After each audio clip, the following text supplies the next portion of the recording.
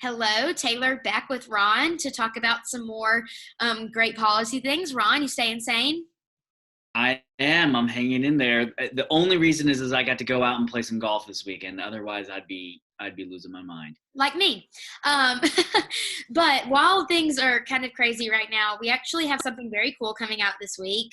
Our policy team, Ron and Justin and Jason, have been hard at work on a package of solutions, both healthcare and economic solutions, for dealing with the coronavirus crisis. So, really quick, we're going to tease a couple of those for you.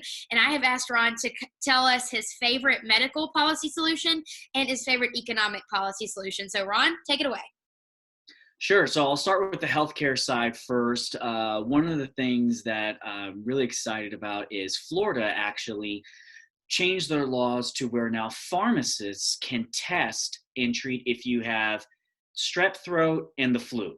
So very simple, very common infections that people get.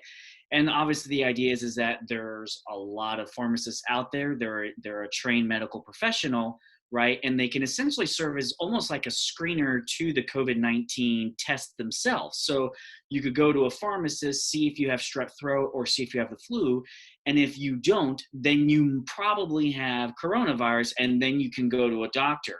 Right now, you're probably seeing a lot of doctors' offices, medical professionals, nurse practitioners being overwhelmed with, do I have COVID-19 or not? And especially with, the ramp up to getting test kits readily available, this is a good solution to kind of hopefully, weed some of those out that don't need to take that test. Oh, you just actually have strep throat or you have the flu.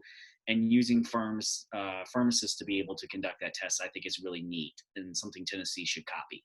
That's great. And yeah, I totally agree. What about economic?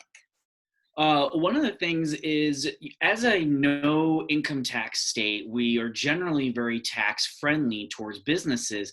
But one of the things that we don't do is what's called net operating loss carryback. So let's say your business carries a loss in 1 year, right? You can take some of those losses in the federal IRS code and go backwards to deduct your taxes. So kind of it's called a carryback.